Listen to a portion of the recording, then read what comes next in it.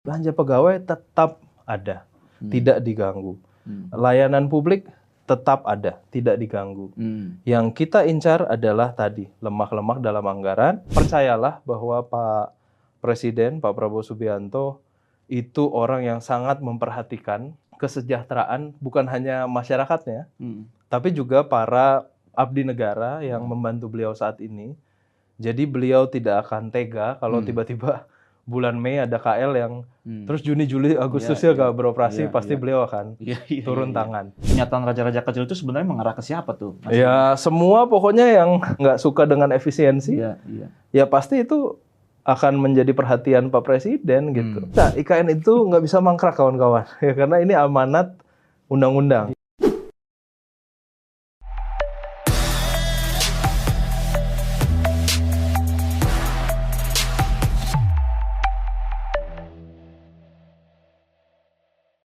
Kawan akurat, kita berjumpa lagi dalam program Akurat Talk. Kena tuh barang. Presiden Prabowo Subianto nggak main-main dalam berhemat. Belum selesai gejolak sosial politik setelah munculnya instruksi Presiden nomor 1 tahun 2025. Presiden menegaskan bahwa masih ada gelombang-gelombang efisiensi anggaran negara yang bakal menyusul.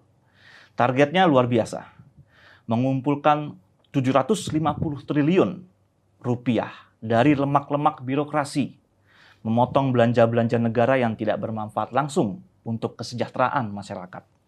Pertama kalinya mungkin dalam sejarah negara kita, seorang presiden yang baru menjabat dan bahkan mendapat kepercayaan 81% publik di 100 hari pertama, nekat menandatangani kebijakan yang setidak populis ini.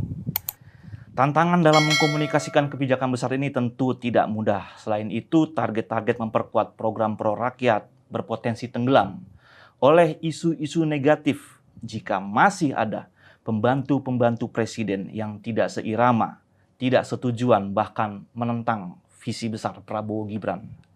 Untuk mendalami persoalan ini, Akurat Talk mengundang narasumber yang sangat kompeten untuk memberikan penjelasan kepada semua kawan akurat. Beliau adalah Deputi 2 Bidang Diseminasi dan Media Informasi Kantor Komunikasi Kepresidenan RI, Noldi Fadrino. Nanti kita juga akan meminta bocoran dari Mas Rino tentang program-program strategis apa saja yang akan diluncurkan Presiden dalam waktu dekat setelah makan bergizi gratis atau cek kesehatan gratis benar-benar konkret berjalan di tengah masyarakat. Tentu ini ada kaitannya dengan pembiayaan dan penghematan yang digencarkan Presiden. Mas Rino, terima kasih atas waktunya sudah hadir di studio Akuratku. Terima kasih Mas Aldi sudah diundang ke Akurat.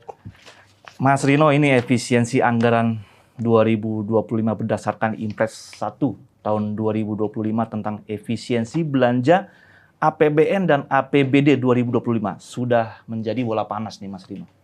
Yang diharapkan berdampak positif pada keuangan negara dan program prioritas malah menjadi bulan-bulanan opini publik. Di media sosial kita lihat banyak isu liar yang muncul ya, terutama dari kalangan pekerja-pekerja honorer, pegawai-pegawai kontrak di kementerian lembaga. Nah, tapi kita berangkat dulu nih dari substansinya nih. Substansi dari Impres 1 2025 ini Mas Rino. Sebetulnya apa sih semangat dan poin-poin penting dari instruksi Presiden itu? Silakan Mas Rino. Terima kasih Mas Aldi, dan ini memang kami dari Kantor Komunikasi Kepresidenan terus memonitor dan mengevaluasi perkembangan-perkembangan yang terjadi di masyarakat. Tapi saya setuju tadi kita kembali kepada spirit awal dari Impres 1 2025. Ini saya rasa sebuah instruksi Presiden yang bukan saja tidak populis, tapi juga revolusioner. Karena Presiden jelas langsung menarget, ya, kalau kata Kepala PCO itu adalah menarget lemak-lemak dalam anggaran belanja nasional kita. Kalau kita asumsikan angka secara kasar, APBN kita itu ada di sekitaran 3.600 triliun. Kita hanya pengen mengusahakan di tahap ini untuk menghemat sekitar 306 triliun. Ini 10% aja nggak nyampe loh. Ini sekitar 8,5%. Nah, lalu isu yang berkembang di masyarakat itu adalah sebenarnya kenapa sih pemerintah harus sampai mungkin se-strict ini sampai semangat ini untuk melakukan efisiensi anggaran? Ya jelas karena kita ingin anggaran ini semuanya dipakai untuk kebijakan-kebijakan, program-program yang langsung memiliki keuntungan bagi masyarakat luas, masyarakat Indonesia. Pak Prabowo itu ketika beliau dilantik, beliau punya banyak janji dan banyak tujuan sebagai presiden. Beliau landaskan pemerintahan beliau pada 8-17-8. 8 program hasil terbaik cepat, 17 program prioritas, dan 8 Astacita. Jadi ini banyak sekali program-program yang harus beliau wujudkan. Nah tentunya ini tidak mungkin terwujud tanpa anggaran yang efisien. Lalu kami ditanya, menurut PCO atau Kantor Komunikasi Kepresidenan Lemak itu yang mana? Ya ini anggaran-anggaran yang biasa kita lihat di spend, ya, dikeluarkan dengan cara yang tidak efisien. Contohnya anggaran-anggaran yang sifatnya seremonial. Seremonial ini bukan berarti terus semua KL tidak boleh seremoni, Mas Aldi. Boleh, yang penting substansinya jelas. Apakah masih boleh perjalanan dinas? Ya tentu boleh. Karena Kementerian Luar Negeri, kalau dia tidak boleh perjalanan dinas ke luar negeri kan nggak tepat. Tapi harus sesuai substansi dan tidak boleh berlebihan. Saya kira kita semua di sini, ya, para pemirsa Akurat, tahu bahwa mungkin selama ini banyak anggaran perjalanan dinas yang ya substansinya mungkin 60%, ya, 40%-nya tidak substantif.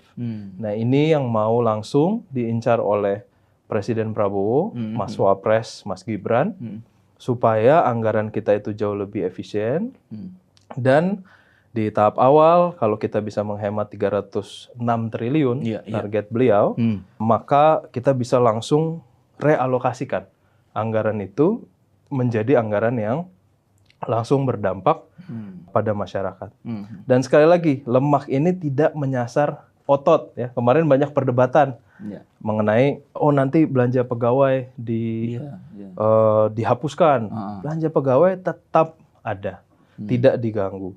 Layanan publik tetap ada, tidak diganggu. Yang kita incar adalah tadi, lemak-lemak dalam anggaran, dan mudah-mudahan ini kesempatan yang bagus untuk menjelaskan kepada publik semuanya bahwa lemak-lemak dalam anggaran ini tidak akan mengganggu kinerja dan layanan publik. Ya, kemarin banyak yang nanya tentang itu, Mas Aldi.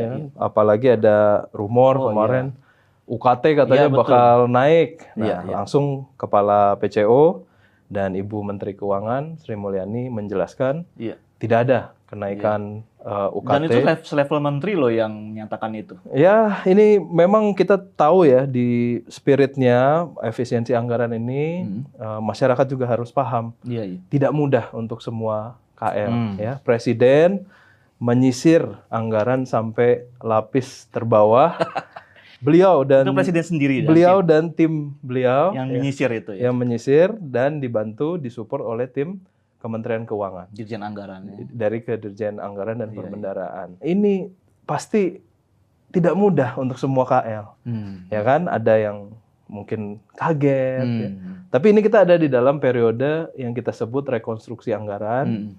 Dan alhamdulillah kemarin dari beberapa kawan-kawan di Kabinet Merah Putih, saya chat langsung. Beberapa yang habis dari DPR, konsultasi, mereka bilang, lancar kok Mas Rino, intinya kami mendukung dan ada beberapa KL yang mungkin ya harus memperjuangkan, memberitahu ke DPR, ke Presiden, ke Kemenq, jangan sampai layanan publiknya terdampak, dan kita pahamilah. Gitu. Nah tapi kan nyatanya memang ada isu-isu pemecatan, isu kenaikan biaya pendidikan, pengurangan dana beasiswa, keterbatasan lembaga menggaji karyawan. Bahkan tuh ada lembaga-lembaga negara yang mengatakan, wah kita baru bisa menggaji itu sampai paling bulan Mei gitu. Nah ini kan Presiden kan dikenal sangat detail nih, Mas Rino ya. Memperhatikan sampai hal-hal terkecil dalam memutuskan kebijakan, termasuk kebijakan Impres 1 2025 nih. Apakah Presiden dan tim itu sudah memperkirakan ada dampak-dampak turunan dari kebijakannya seperti ya tadi ya? Jadinya banyak yang mengartikannya salah gitu. Dan itu level menteri-menteri sendiri begitu. Ya ini kami rasa gini, namanya pembuatan anggaran itu tidak langsung dalam satu fase. Ya kan, pembuatan anggaran itu ada prosesnya, ada fasenya. Nah, kita sekarang ada dalam proses rekonstruksi anggaran nih, Mas Aldi.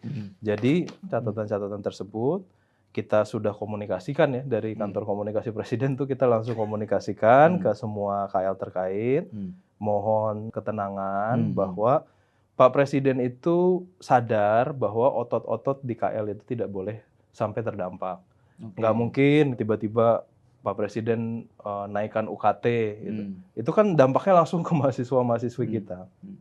Tapi sekali lagi beliau sampaikan yang tadi di awal bahwa anggaran-anggaran ini harus disisir kembali supaya lemaknya benar-benar berkurang, kalau perlu habis gitu. Iya. Ya kan? Justru nanti kalau anggaran di KL-KL ini lebih efisien, ya kita harapkan layanan publiknya justru bertambah kualitasnya, ya kan? Nah, tadi perkara ada isu misalnya KL ini atau lembaga ini hanya bisa gaji karyawan sampai bulan Mei atau Juni. Ya itu namanya fase anggaran. Sebenarnya ini hal yang biasa dilalui oleh teman-teman di KL ketika konstruksi anggaran. Idealnya mereka sudah mendapatkan anggaran pada bulan tutup anggaran di akhir tahun. Ya. Idealnya sampai akhir tahun selanjutnya. Idealnya. Tapi ya ada juga KL-KL yang menggunakan mekanisme tambahan seperti anggaran belanja tambahan. Ya, kita tahu ada APBNP. Karena KL itu juga anggarannya dinamis, tidak statis, ya kan? Ada beberapa KL kita yang harus menanggung biaya operasional misalnya. Nah, kalau biaya operasional bisa naik, bisa turun. Nah, jadi sebenarnya kalau dibilang oh kita hanya bisa menggaji sampai bulan Mei, ya mungkin karena proses rekonstruksi anggaran itu belum final, belum gitu. tuntas itu belum sebetulnya. tuntas. Bahkan sampai angkanya diketok pun ada kesempatan lagi untuk KL itu mengajukan kembali, ya kan, yang namanya ABT, APBNP. Tapi percayalah bahwa Pak Presiden, Pak Prabowo Subianto itu orang yang sangat memperhatikan kesejahteraan bukan hanya masyarakatnya, tapi juga para abdi negara yang membantu beliau saat ini. Jadi beliau tidak akan tega kalau tiba-tiba bulan Mei ada KL yang terus Juni, Juli, Agustusnya nggak beroperasi, pasti beliau akan turun tangan. Jadi betul ada kesalahan tafsir di level kementerian dalam atas impres ini ya, Mas Rino ya. Ya kalau kata Pak Hasan Nasbi, Pak Kepala PCORI kita, itu mereka malah mengorbankannya layanan dasarnya tuh yang dikorbankan, bukan belanja lemaknya. Apakah salah tafsir ini akan menjadi dasar evaluasi nanti dari Presiden terhadap para pembantunya di kabinet nih? Ya, sekali lagi tadi proses rekonstruksi anggaran ini selain ada fasenya, juga tidak simpel. Tidak simpel dalam artian begini. Inpres 1 2025 itu menyatakan kan spiritnya. Nah, habis itu kan diperlukan penafsiran yang diseragamkan. Nah, alhamdulillah sekarang dari Kepala PCO, dari jajaran pemerintahan juga sudah rapat koordinasi untuk menyamakan penafsiran tentang Inpres 1 2025. Dan bahwa spiritnya dari awal itu tidak pernah menyentuh, sekali lagi tidak pernah menyentuh layanan publik ataupun belanja pegawai. Karena ini kita lihat sebagai otot KL, Mas, ya kan? Otot KL itu adalah para ASN kita, otot KL itu adalah layanan publiknya, ya. Teman-teman misalnya di Kementerian Perhubungan itu banyak sekali harus menanggung biaya operasional maupun subsidi terhadap alat-alat moda transportasi yang ada di daerah-daerah. Itu nggak boleh terganggu. Kalau terganggu satu hari, nanti para pedagang UMKM yang menggunakan moda transportasi tersebut bisa kasihan sekali, gitu. Nah, jadi itu yang saya rasa penyeragaman penafsiran ini sudah dilakukan dari awal. Kita mengerti bahwa mungkin spiritnya ini perlu diyakinkan ke seluruh KL bahwa Pak Presiden ini benar-benar menyasar tadi lemak-lemak dalam anggaran, dan tentunya dalam prosesnya memang perlu beberapa kali diskusi sampai teman-teman di seluruh KL, dan saya percaya kalau pada hari ini saya datang ke Akurat juga karena teman-teman di KL sudah bilang udah kita sudah mendukung, sudah tahu, dan sudah melakukan proses rekonstruksi anggaran, bahkan beberapa kan sudah ke DPR kemarin. Jadi ini masih dalam tahapan wajar nih menurut teman-teman di kantor komunikasi presiden. Ada kesalahan-kesalahan tafsir, terusnya pernyataan-pernyataan publik yang menimbulkan keresahan itu sehingga impres ini disalahartikan oleh masyarakat luas gitu. Karena kemarin proses rekonstruksinya belum selesai, itu loh. Jadi itu yang kami koordinasikan kemarin dengan KL, bahwa ini kan masih berproses. Kalau masih berproses, berarti kan angka finalnya belum ada. Ya sebaiknya kita dengan spirit yang sama, yaitu mendukung kebijakan presiden. Ya pasti, sekali lagi ya, ini kan berita ini juga pasti mungkin mengagetkan untuk banyak orang gitu. Baik masyarakat, baik mungkin rekan-rekan kita di KL terkait. Jadi kita juga memahami bahwa ini situasi yang mungkin ada elemen uncertainty, ketidakpastian. Tapi yang mau kita pastikan adalah kalau kita jalani proses ini, jalani dengan seksama, ya tidak perlu panik. Yang penting seluruh otot di KL kita sudah diselamatkan. Ya tentunya spirit impres tersebut saya rasa akhirnya bisa didukung oleh semuanya. Impres itu ditandatangani Januari ya Mas, kalau nggak salah. Ya. Akhir Januari. Itu sebelum impres itu terbit, apakah Presiden sudah melakukan sosialisasi dulu ya? Ya komunikasi ada Mas, komunikasi ada ya. Tapi komunikasi terkait efisiensi anggaran tentu berbeda dengan proses rekonstruksi anggaran, ya kan? Karena ada juga KL-KL yang straightforward. Saya ambil contoh ya, ambil contoh misalnya Kementerian Sosial. Nah ini saya nggak ambil angka spesifiknya karena desimalnya panjang. Kementerian Sosial itu seingatan saya anggarannya itu totalnya di DIPA 79 triliun. Anggaran operasionalnya itu 1 triliun. Nah berarti sisanya itu adalah anggaran untuk keperluan sosial. Nah ini jelas, akhirnya jelas ketika rekonstruksi anggaran yang direkonstruksi adalah 1 triliun ya. Jadi tidak menyentuh layanan publik sama sekali. Operasionalnya itu yang Ya operasional ini artinya apa? Yang contoh yang sering diulang-ulang sama Bapak Presiden itu adalah ATK, alat tulis.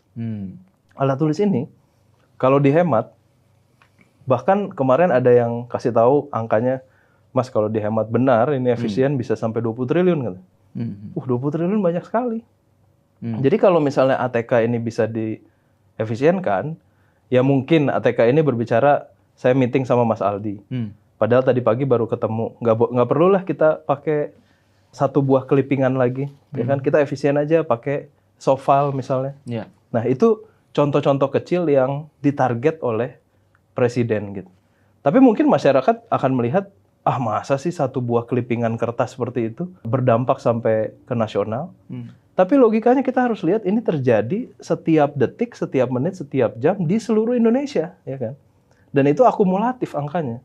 Nah ini yang akhirnya menjadi sasaran utama dari impres tersebut. Nah tadi kembali ke pertanyaan Mas Aldi, komunikasi tentunya sudah dilakukan, ya kan? Tapi kan komunikasi ini baru habis impresnya ditandatangan, kita masuk ke proses rekonstruksi anggarannya, ya kan? Ya tentunya dalam proses rekonstruksi itu banyak pernyataan. Ya tentunya masih banyak perdebatan, masih banyak diskusi, sampai pada akhirnya seluruh menteri dalam Kabinet Merah Putih, saya rasa akhirnya mendapatkan spirit yang sama dan tahu gitu, oh ini yang disasar Presiden bukan tentang KL saya cuma bisa beroperasi sampai bulan Mei atau bulan Juni, tapi yang tadi nggak efisien itu yang harus saya sasar gitu. Karena Kementerian Keuangan juga kan kemarin menyatakan bahwa setelah dikasih angka, kementerian terkait itu justru diberi kesempatan untuk menyisir anggarannya kembali.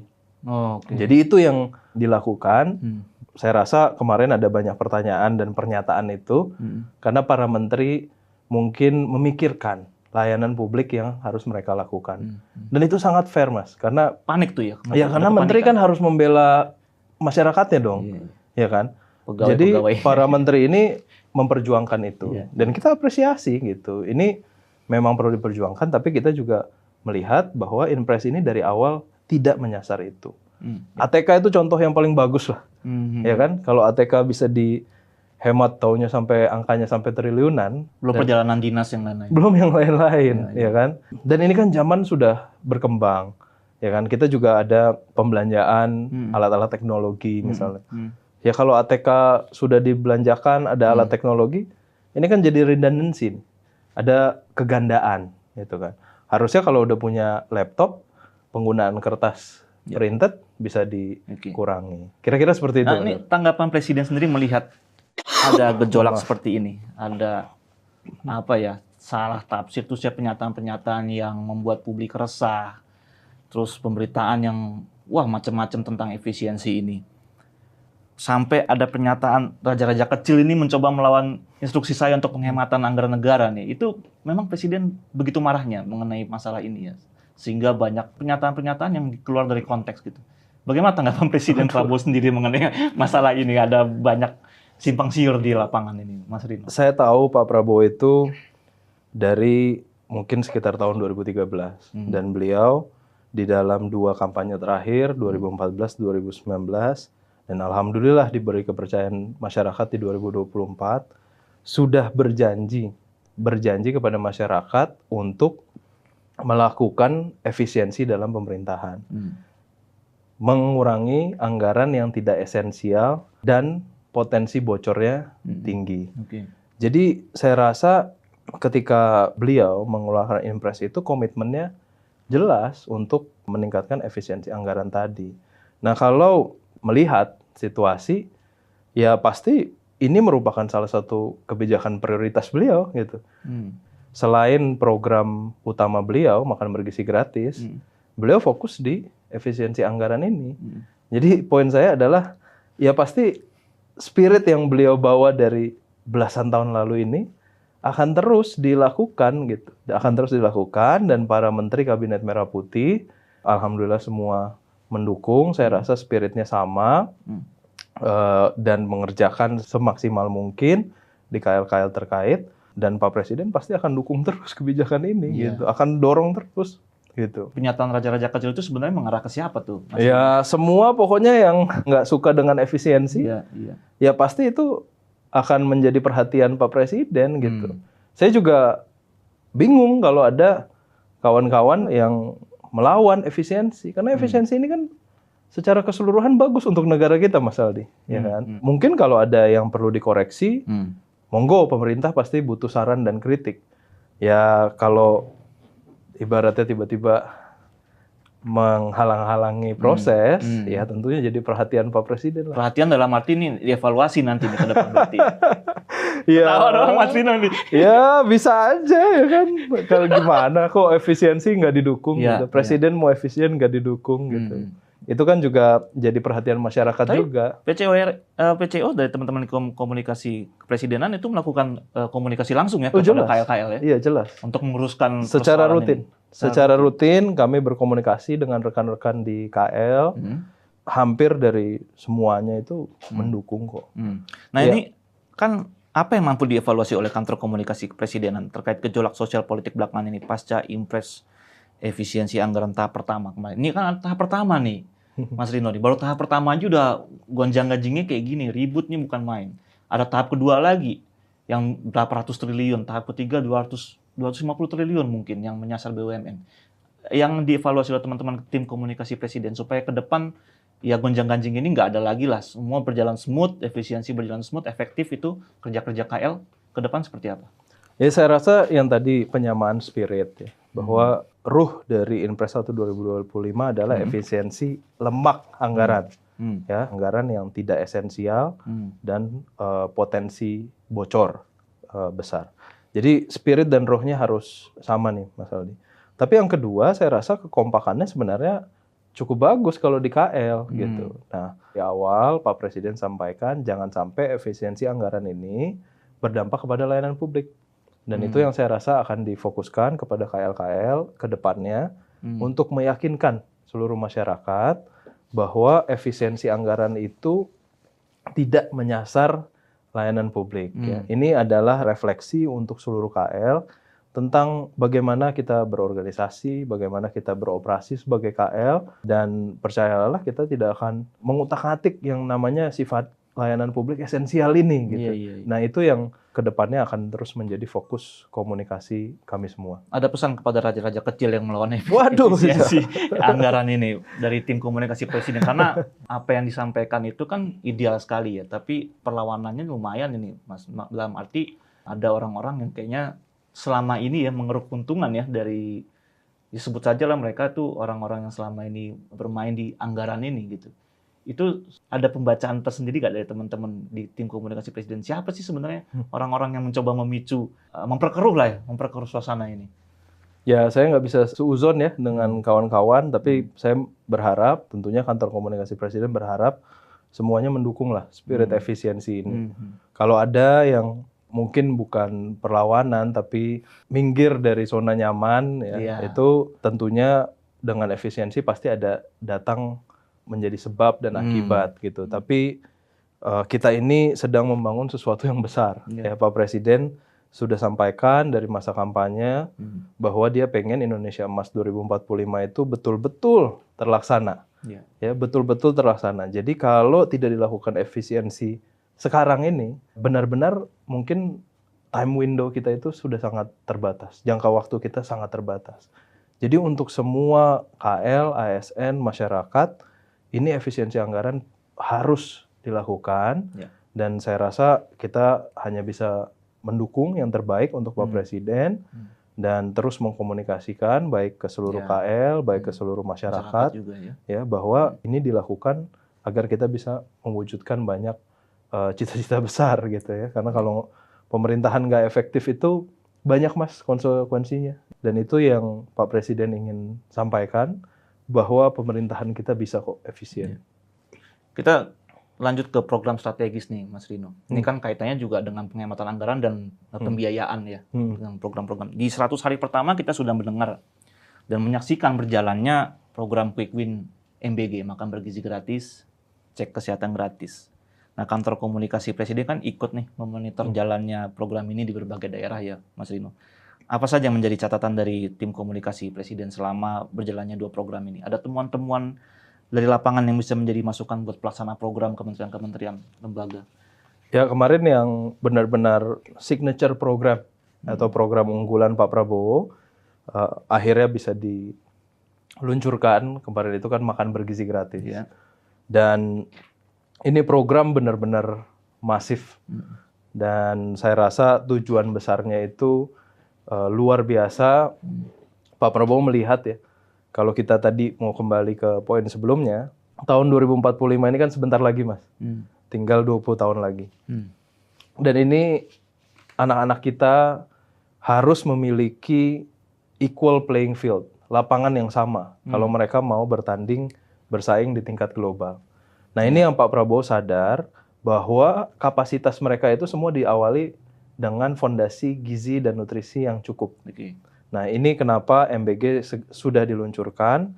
Kita kemarin kantor komunikasi presiden berkesempatan dengan Badan Gizi Nasional melihat peluncuran di beberapa titik, baik di Pulau Jawa dan di luar. Dan kita lihat antusiasme masyarakat luar biasa.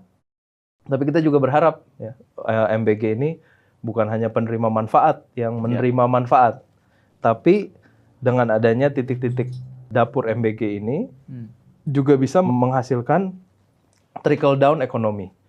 Ya, apakah bisa menggait misalnya produsen-produsen lokal, UMKM lokal, mau itu produsen susu misalnya atau produsen sayur ya. Tentunya kita dorong ke arah sana. Ya, kalau misalnya trickle down ekonomi ini terbuka, pengaruhnya terhadap pertumbuhan ekonomi kita akan sangat besar. Jadi programnya sedang diarahkan ke sana, Mas, gitu. Nah, tentunya evaluasi kecil pasti ada, ya kan, dari sisi logistik. Ini bayangkan berapa porsi yang harus dibagikan oleh Badan Gizi Nasional dan mitra-mitranya setiap hari ya ke seluruh penerima manfaat.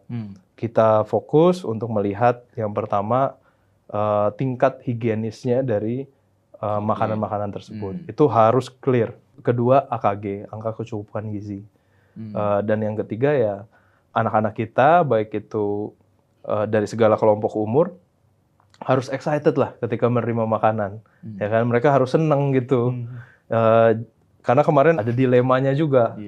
Makanan bergizi biasanya rasanya ya, gitu agak hambar. Sayur gitu ya. Nah, ini kan anak-anak nih. Jadi kita harus temu tuh, Badan Gizi Nasional punya evaluasi dan saya rasa ini sudah semakin baik ya. menemukan titik tengah antara AKG dan Selera anak-anak. selera. Itu Jadi itu catatan menarik tuh ya. excitementnya harus tetap tinggi gitu. Dan di beberapa daerah kan ditemukan misalnya anak-anak tuh ternyata sangat suka susu. Ya, jadi ini betul ternyata pernyataan Pak Presiden ya waktu itu banyak yang mendebat beliau tuh. Kenapa harus susu ya, kenapa nggak keju, kenapa nggak yang lain-lain. Dan ternyata anak-anak kita saya lihat sendiri bahkan itu sangat menyukai susu. Dan apapun yang di gizi ini kan berdebatannya juga panjang nih Mas Aldi. Tapi saya rasa kita semua yang ada di sini nih, bahkan ada di ruangan akurat ini, pasti mungkin dulu sering minum susu ya kan. Kita senang minum susu, jadi gizi kita baik ya. Jadi anak-anak kita juga ternyata senang minum susu. Dan saya secara pribadi senang sekali melihat mereka akhirnya punya akses untuk minum susu gitu. Jadi ini program yang saya rasa luar biasa. Infonya per minggu ini sudah akan tersedia di 38 provinsi. Kemarin kan baru 31 provinsi. Nah sekarang peluncurannya sudah 38 provinsi. Dan kita doakan ya mudah-mudahan titiknya itu bertambah ya, lancar dan titiknya bertambah terus. Gitu. Ini pengelolaan keuangan negara lebih efisien ditegaskan oleh Presiden, termasuk penghapusan program atau proyek tanpa strategi yang jelas. Dan itu akan digunakan untuk membiayai lebih dari 20 program strategis bernilai miliaran dolar yang akan mengubah negara kita. Bisa dijelaskan lebih jauh soal ini nih Mas? 20 program strategis yang disampaikan Presiden. Banyak ya programnya Pak Presiden gitu. Jadi ini Pak Presiden sebenarnya spiritnya sama dengan efisiensi anggaran tadi. Ya bahwa program-program yang kita lakukan, ini program ini juga beragam nih dari skala kecil sampai skala besar. Ada program yang sifatnya sudah mungkin menahun. Jadi sudah berulang. Nah, itu tentunya mesti dievaluasi. Ya kan, dievaluasi apakah betul-betul ada benefitnya untuk jadi masyarakat. Ini ada program-program yang warisan pemerintahan periode lalu juga ya, yang dievaluasi juga. Ya, periode-periode yang sampai yang terjauh juga mungkin masih ada, ya kan. Jadi itu Pak Presiden mau evaluasi. Evaluasinya sama sebenarnya konsepnya dengan tadi efisiensi anggaran. Program nih isinya apa? Kalau kita berbicara misalnya program Research and Development Gizi gitu ya. Karena tadi kita baru ngomongin MBG. Research and Development Gizi harusnya berisi kegiatan yang terkait dengan research and development. Bukan berisi yang lain. Yang lain ini apa? Bisa aja perjalanan dinas ke Labuan Bajo misalnya. Bisa aja. Jadi itu yang Pak Presiden mau sisir kembali supaya nantinya bisa dikembalikan ke 20 program strategisnya beliau. Dikerucutkan gitu ya berarti? Ya kalau yang bisa dikerucutkan, tapi di KL kan juga ada program prioritas Mas. Gitu kan. Jadi ini program-program yang sifatnya kurang efektif, disisir, nanti anggarannya ini dipikirkan, ini mau ke mana nih? Mau ke program strategis yang sifatnya mungkin dari Pak Presiden langsung, atau bisa nggak mendukung kembali program-program yang ada di KL. Tapi dengan format yang efektif ya, dan efisien gitu. Jadi kayak research and development tentang gizi itu mungkin boleh aja dilakukan lagi. Tapi isinya benar research and development gitu loh. Itu yang Pak Presiden maksud ya. Ini sekali lagi supaya nggak ada salah pengertian bahwa program-program yang dibilang tidak efektif itu berbicara tentang program-program yang mungkin eksekusinya berarti belum langsung mengena kepada masyarakat. Dan Pak Presiden ini tegaskan berkali-kali bahwa anggaran kita untuk pendidikan harus aman. Anggaran kita untuk kesehatan harus aman. Tapi anggaran kita untuk pengetahuan juga harus aman. Ya kan? Riset dan lain-lain itu juga tidak apa-apa, harus aman. Tapi ya jangan anggaran riset isinya yang aneh-aneh gitu. Itu nggak bisa. Itu nggak bisa di era Presiden Prabowo Subianto. Pak Prabowo itu dari dulu selalu orangnya clean dan transparan. Jadi nggak bisa tuh Mas minta ada anggaran apa yang nggak jelas gitu masuk ke mejanya Pak Presiden. Harus terperinci. Kalau ada seminarnya untuk apa, siapa yang datang, ada kajiannya berbentuk apa, harganya berapa, ada harga pembanding nggak? Iya dong. Sampai sedetail itu ya. Tapi benar nggak Mas, separuh dari penghematan dilakukan oleh Prabowo Gibran ini untuk membiayai program-program strategis seperti makan bergizi gratis, cek kesehatan, pembangunan 3 juta rumah? Ya sebenarnya kalau itu kan udah dianggarkan. Kayak makan bergizi gratis kan anggarannya nggak berubah.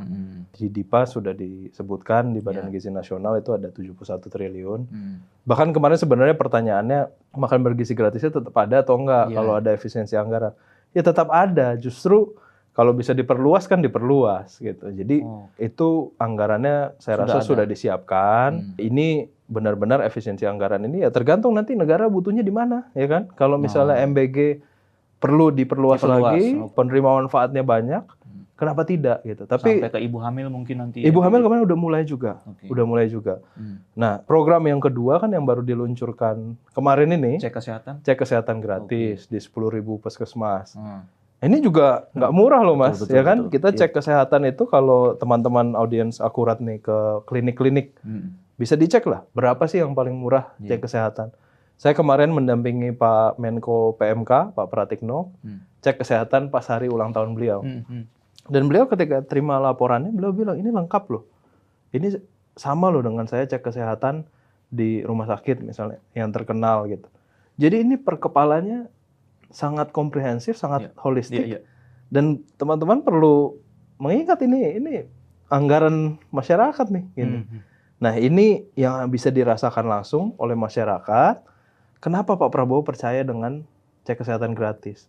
Karena mengobati itu jauh lebih mahal lagi daripada mencegah gitu kan. Dan kita udah mengalami nih, negara kita sudah mengalami situasi di mana mengobati terus, ya kan? Mengobati terus. Kalau instrumen kesehatan kita mampu, oke. Tapi instrumen kesehatan kita mungkin di daerah-daerah perlu ditingkatkan. Kemarin sudah diresmikan juga rumah sakit RSUD di NTT. Ini juga untuk mendukung nih akses instrumen kesehatan. Setelah instrumen kesehatannya ada lagi Mas permasalahan pembayarannya dong. Ya kan? Kalau mengobati itu kan mahalnya luar biasa. Nah Pak Prabowo lihat ini.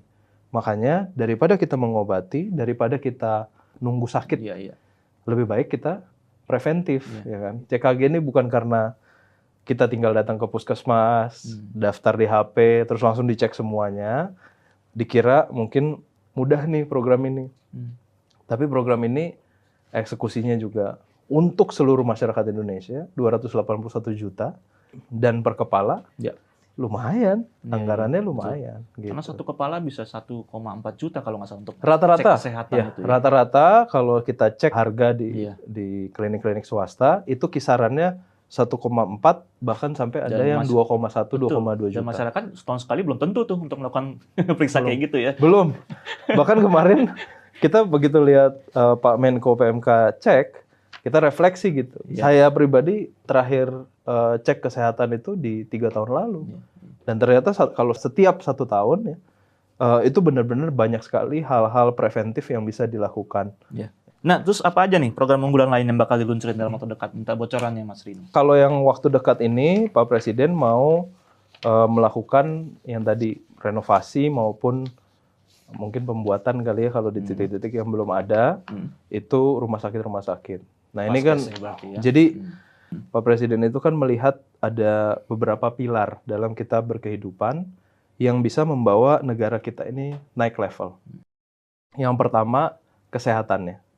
Jadi kesehatan ini tadi berbicara MBG, makan bergizi gratis. Ya, makan bergizi gratis ini harus selesai, gitu, supaya gizinya bagus. Lalu yang kedua, kalau sudah mendapatkan MBG, tumbuh besar, harus maintain kesehatan, CKG. Nah, CKG sudah nih Mas. Nah, yang ketiga kita ikuti. Ya kalau udah ada CKG, udah ada MBG kan fasilitasnya harus diperluas lagi gitu supaya targetnya CKG itu kan 281 juta jiwa. Sekarang dilakukan dari 10.000 puskesmas. Nah, permasalahannya atau tantangannya kan mungkin ada masyarakat yang ketika datang CKG memang ada penyakitnya Mas Aldo. Nah, ini kita harus ada tindak lanjutnya sembuhkan dong, ya kan? Nanti kalau memang masih bisa ditangani puskesmas, ditangani puskesmas. Kalau tidak, harus dirujuk. Dirujuknya harus ke rumah sakit yang baik. Nah, ini belum semua daerah memiliki kemampuan itu. Belum. Kami kemarin berkesempatan diajak Pak Menteri Kesehatan ke NTT dan beliau letakkan batu pertama di sana untuk RSUD. Jadi itu yang akan jadi fokusnya Pak Presiden. Jadi dalam waktu dekat ini pembangunan rumah sakit dan renovasi ya. Dan renovasi. itu juga dilakukan. Ya. Karena bangunan sebenarnya kita udah cukup banyak Sudah Mas, ada, ya kan? Tapi harus bangunan yang Alat-alatnya belum ada nih, Mas. mumpuni, alat-alatnya juga. Iya. Nah, nanti diikuti juga dengan program renovasi sekolah. Nah, itu juga dalam waktu dekat ini. Oke. Mas, terakhir soal sesi IKN. Kita mau bicara soal IKN nih. Ada opini berkembang juga, ini terkait juga penghematan dan prioritas nih, Mas Rino. Ada opini berkembang Prabowo tidak menjadikan IKN lagi sebagai prioritas nih. Iya. Seperti halnya pemerintahan yang lalu ya, Pak Joko Widodo. Berangkat dari pernyataan Menteri Pekerjaan Umum waktu itu, anggaran pembangunan ini masih diblokir nih IKN. Sebenarnya pembangunan IKN itu ditunda ya, Mas? Benar nggak ditunda, Mas? Saya kalau bahasa teman-teman mungkin ditunda ya. Kalau saya sih lebih suka dirasionalisasi. Ya, rasionalisasi itu gini Mas Aldi. Anggaran untuk IKN itu ada, bukan ditiadakan, cuma masih dibintangi. Kenapa dibintangi? Karena kita masih fase rekonstruksi anggaran. Yang 48 triliun itu untuk 48 triliun untuk 5 tahun, ya kan? Jadi kalau tadi bicara masalah prioritas Pak Presiden, Pak Presiden masih prioritas kok. IKN itu sudah dimandatkan, ya kan? Sudah dimandatkan oleh undang-undang gitu. Kita harus bangun, kita harus jadikan nih. Dan kita perlu kok, memang pemerataan ekonomi itu kita perlu. Jadi Pak Presiden itu tetap menjadikan itu prioritas. Anggarannya dibilang kecil juga enggak loh, 48 triliun untuk 5 tahun. Bahkan sebenarnya 4 tahun ke depan, 2025 sampai 2029. Bahkan sudah ditargetkan lagi OIKN, kapan harus berkantor. Ya kan, Presiden sebagai IKN sebagai ibu kota politik kapan. Nah, tadi saya bilang kenapa dirasionalisasi, disesuaikan dengan jangka waktu yang sesuai untuk semuanya. Program Presiden sudah mulai berjalan, anggaran kita juga mencukupi, ya kan? Sehingga kita ketika berproses di IKN itu prosesnya menjadi lancar dan semuanya sudah siap.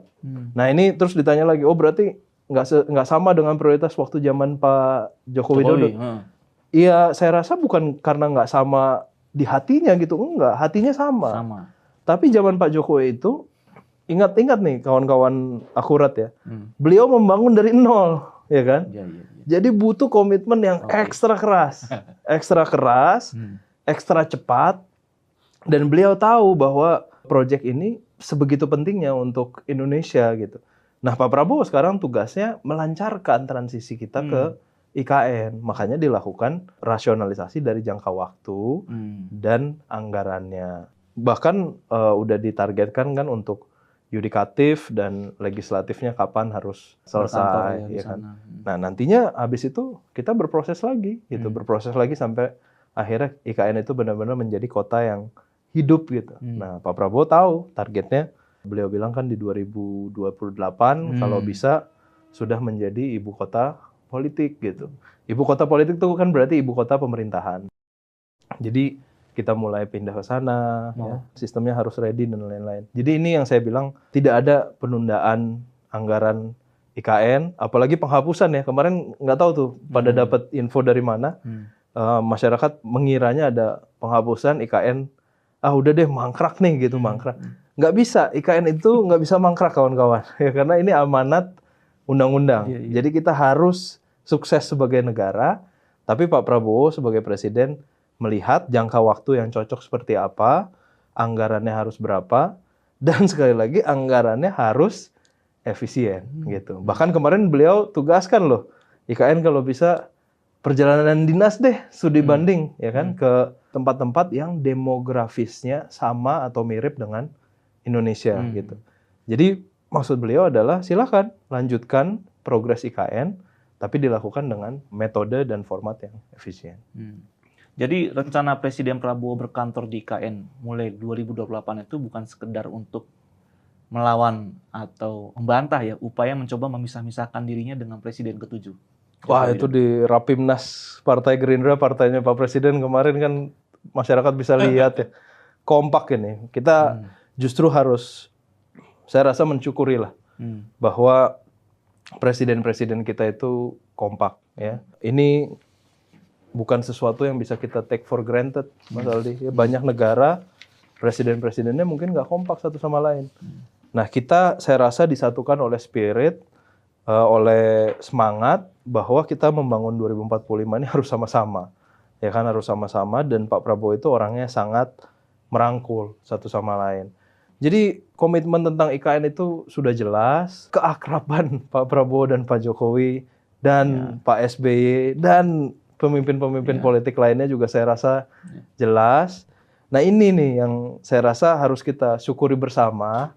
Mungkin banyak juga yang bingung ya, kok ini pemimpin kita tiba-tiba akrab semua. Bagus atau enggak ini, ya kan? Atau nggak asik nih kayaknya kalau nggak ada drama-drama sedikit. Nah, saya merasa ini poin yang sangat penting. Ya, sekali lagi waktu kita tuh nggak banyak. Ya, kita kadang-kadang seneng nih dengan negara kita, ya kan? Negara kita ini kan nyaman dan kita relatif aman ya dibandingkan dengan banyak negara di luar sana. Tapi negara kita memiliki jangka waktu tinggal 20 tahun lagi dan kita harus menjadi negara dengan high income, menjadi high income country. Itu Pak Prabowo udah cita-citakan itu. Dan keakraban para pemimpin kita harus diambil sebagai aset, sebagai pemersatu cita-cita masyarakat juga. Supaya akhirnya kita nyampe gitu. Ya kan? Ini bersama aja kita masih banyak tantangan lain. Apalagi kalau kita pecah-pecah. Gitu Mas Aldi kira-kira. Oke. Mas Rino, thank you Brad atas waktunya dan penjelasannya. Iya. Kawan Akurat, demikian dulu untuk episode kali ini. Semoga bermanfaat. Kita akan berjumpa lagi dalam episode selanjutnya. Akurat Talk, kena tuh barang.